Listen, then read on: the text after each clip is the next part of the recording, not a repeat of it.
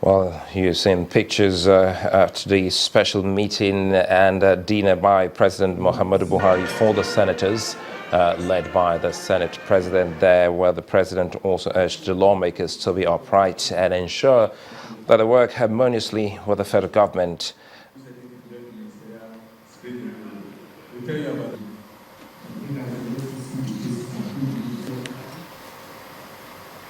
The governorship candidate of the All Progressives Congress in Bayelsa State, Mr. Pt.3 Sylva, has promised to improve social infrastructure in the state if elected into office.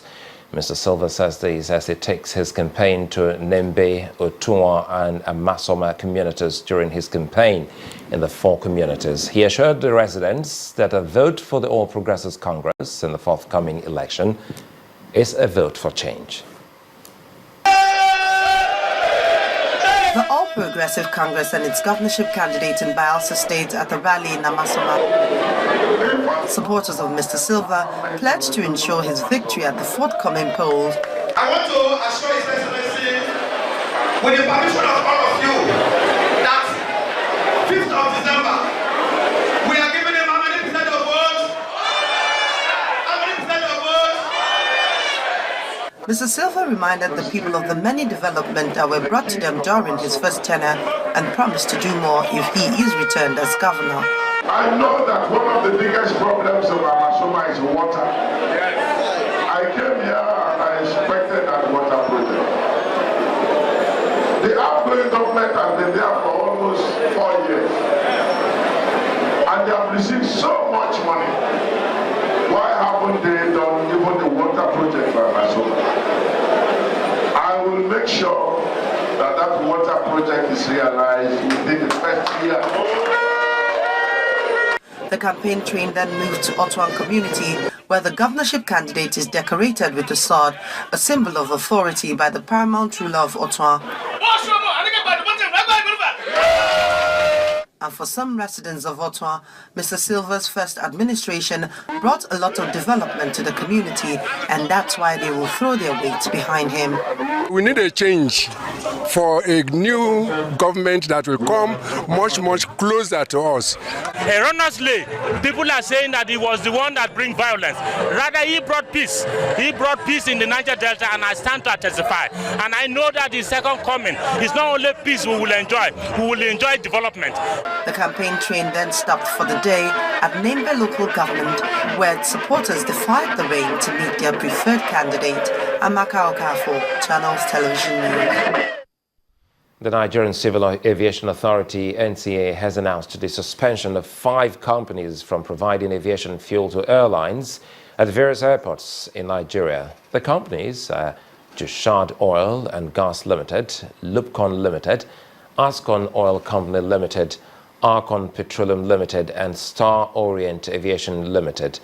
According to a statement by the Director General of the NCA, the decision follows the receipt of a letter from the Department of Petroleum Resources indicating that the companies have no depot facilities and should not be allowed to distribute aviation fuel at the airports. It says the letter from the DPR also states that the integrity and competences of these companies cannot be ascertained. Consequently, the NCAA says it has asked the Federal Airports Authority of Nigeria to deny aviation fuel in vehicles and personnel of the affected companies access into Nigeria's airports. The Nigerian National Petroleum Corporation, NNPC, has engaged the Department of State Services and the Economic and Financial Crimes Commission in a renewed effort to arrest hoarding and diversion of petroleum products by some marketers. The engagement of the security agencies, according to the NNPC, is also meant to assist in the monitoring of nationwide fuel truck outs to retail outlets, while apologizing to commuters, motorists and the general public for the noticeable hardship faced in accessing petrol across the country. The NNPC gave an assurance that it was doing everything possible to normalize the fuel supply and distribution situation.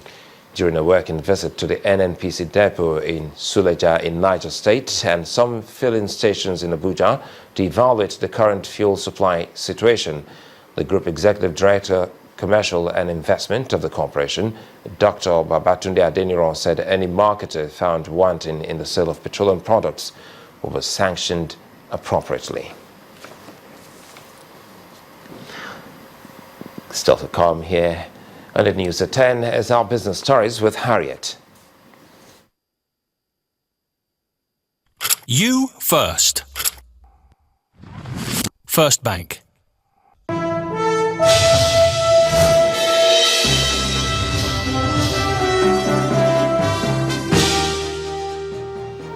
Welcome to Business News. Total expenditure of the Nigerian government will top 4.95 trillion naira, as was contained in the supplementary budget document that was deliberated on today by the Senate. The document shows recurrent expenditure will be higher by 134.8 billion naira to 3.07 trillion naira. Total oil revenue is estimated to decline by as much as 328 billion naira to 1.309 trillion naira, and non-oil revenue accruable to the federal government to be weaker at 1.007 trillion naira from 1.21 trillion naira. The supplementary budget, therefore, forecasts 2015 total fiscal deficit of 2.10 trillion naira. The supplementary budget is expected to be submitted for deliberation and passage next Tuesday. And the federal government will on Monday, November 30, inaugurate a supervising committee to oversee the reforms of all government's non-wage expenditure that will include entertainment, travel, events, printing, IT consumables and stationery. The new efficiency unit to be established in the Federal Ministry of Finance will review all overhead expenditure, aiming to reduce wastage, promote efficiency and ensure quantifiable cost savings. Members of the supervising committee include the Finance Minister, Kemi Adeosun, Wale Elebute, a partner at KPMC, Kabir Mohammed, a former ICANN president, and Patience Oniha, an accountant, banker and director at the Debt Management Office as the project leader. Well, the central bank on Tuesday cut its key interest rate and cash reserve ratio by 200 and 500 basis points respectively, despite dissenting votes from two members of the 11-member interest rate setting committee, the MPC. Reacting to this development, economist and CEO Adedipe and Associates, Dr. Biodun Adedipe, is of the opinion that the rate cuts were long overdue, especially as the economy saw impressive annual growth between 2001 and 2014.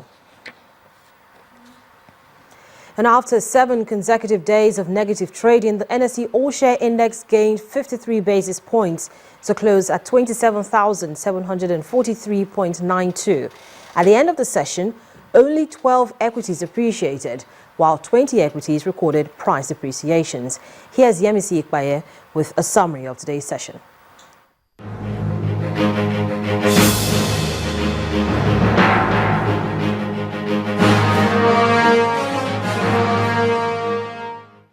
Welcome to the Stock Market Report.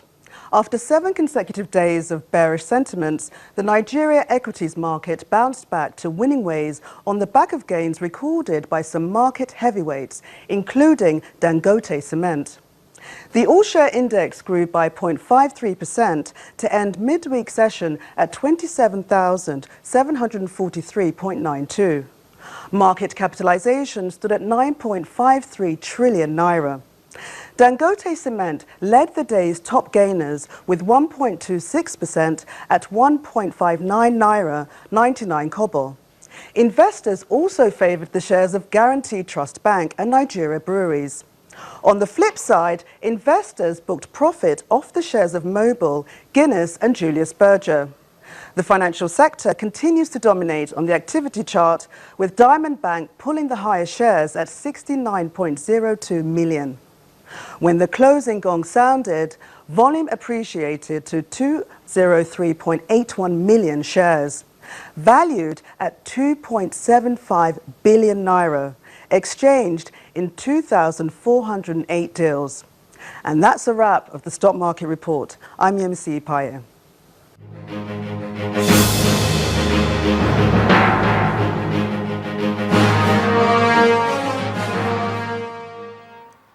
Choppy trade across some of the major markets we track here today. European equities closed firmly in positive territory after some encouraging corporate results helped lift sentiment.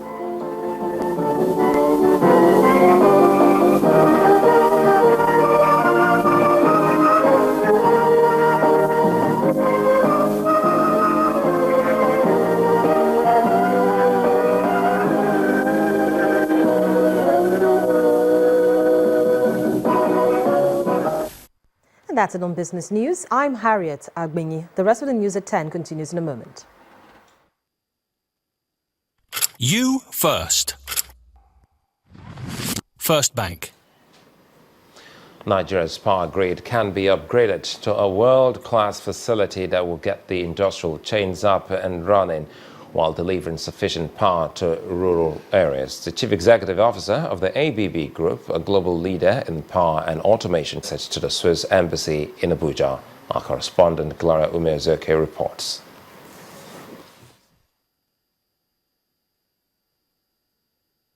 The ever-increasing demand and meager supply of energy in Nigeria has been a great challenge to development regardless of the vicinity. Look, ABB is the global market leader in transmission and distribution.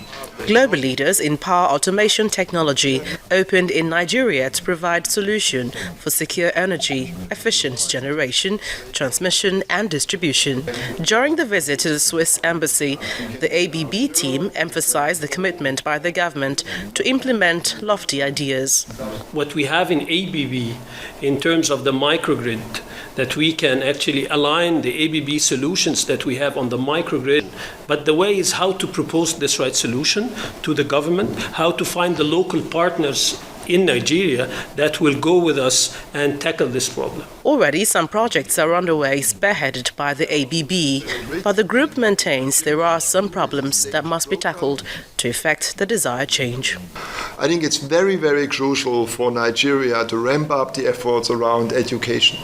And what we have offered is our support and our experience, not only with the university type of education of engineers, but also and especially with vocational training of service technicians, of people in the technical apprentices. Because when you look at some of the reasons of your power outages, it's not that the overall engineering is wrong, it was because the overall reliability of the assets has not been maintained at that level. And you need good technicians on that one and not only the engineers. Operating in about 100 countries, the ABB started in Nigeria in 1977 and since then have supplied equipment and delivered services to build power infrastructure to provide electricity. The company promised to bring further development to the power sector with the right policies in place. Gloria Umezuke, Channels Television News. The Chartered Institute of Procurement and Supplies, CIPS, has emphasized the need to maintain high professional ethics in procurement practices in Nigeria. At a workshop on the CIPS Syndicate Award program, the managing director for CIPS Africa says the next generation of procurement professionals should be polished, respected, and business savvy. Members of the Chartered Institute of Procurement and Supplies convened to show how professional knowledge of its Syndicate Award program could add value to business growth and expansion, especially in the oil and gas sector. So people development and good people and talent within your organization is a serious competitive advantage. And I think that's what we'd like to share a bit today, how to actually get into that. How do you actually take this whole issue of professionalizing your procurement and supply people within your organization, and specifically energy, oil and gas? The managing director of the Nigerian Liquefied Natural Gas, Babs Omotowa, who is also the president of the CIPS 2015 Global Congress, speaks on the need to capitalize on opportunities offered by enrolling for professional courses. It depends on how we capitalize on the opportunity, how we learn, how we improve, how we put ourselves into what needs to be done. And I think those are the things that make a difference. So SIPS, I think, has put in a lot to help us. I think they've really put in a lot in the last few years. I've seen the transformation in SIPs that I think has been phenomenal. Sometimes we don't see it, but I think SIP has even gotten better than the days that I was learning the ropes. The challenges encountered in procurement practice in Nigeria is also highlighted by keynote speakers. Facilitators of the CIPS Syndicate Award Program for the oil and gas sector also comment on impact the course would have on participants. So it's about finding savings and efficiencies that are going to keep delivering value over a long period of time. When you look at our infrastructure development as a country, the building of roads, power, infrastructure, a lot of these activities have a heavy procurement parts in them. And so you can say that if we get procurement right in Nigeria, we will highly likely to get a lot of these infrastructure projects correct. So the impact procurement can make on the society is quite significant. No doubt, any company that places emphasis on high performance, cost reduction and building a positive attitude would surely empower its procurement team. Nigeria's tourism subsector has the ability to contribute over $5 million to the economy annually. This is according to the Managing Director and Chief Executive Officer of TravelFix.co, Mr. Samuel Ajose, who's urged the public to take advantage of the huge employment opportunity tourism offers and reduce unemployment. Mr. Ajose made the call at the official unveiling in Abuja of TravelFix.co, an emerging tourism company in Nigeria. What we're planning here, at a time when enough attention has not been given to develop Nigeria's tourism, the managing director of TravelFix.co is optimistic that his company is on the way to take its position in the industry. Our years of existence in the travel industry, which is continuously evolving, is no shabby achievement. I am proud to say we are on our way to claiming our rightful position in the travel industry, and more importantly, we are accomplishing this on the back of our robust core values of respect, stewardship, professionalism, integrity, and transparency. At the official launch of the company in Abuja, both the managing director and the representative of the travel and tourism company are hopeful that the future of the sector is bright. The statistics show that Nigeria was able to sell over $5 billion in travel industry alone. So just look at what $5 billion, I'm not saying naira, dollars now. So now translate dollars into naira and look at the percentage of increase that will come into the new year. So now, what we're trying to do here is that we don't want people roaming around the streets. There are opportunities in this industry. If you look at the chart of tourism activities in Nigeria, surprisingly, it's not going down. And the trajectory portends it's looking up. I think the worst that could have happened to tourism has happened. So we can only go in one direction going forward, and that's upward. And TravelFix is positioned to do just that. Help all of us. We play together to get to the crescent of tourism in this country. Other partners of this emerging tourism brand also promise to work with the dreams and aspirations of the company as they provide quality and affordable services to their clients. We will grant discounts if there is a potential, a catchable potential, a target. And again, it should be a win-win situation. And I believe not everybody and not the whole market is running for the lowest, for the cheapest fares only. It's also about servicing, it's about quality of service, it's about fulfillment, reliability, and this I believe even the TravelFix is offering a variety of added values. TravelFix.co is a leading transport and tourism company that started operating in Nigeria in 2012. Still ahead on the news at 10, 20 invited players expected in camp on Sunday as preparation begins for this year's Copa Lagos Championship. That's your sports news. Stay with us.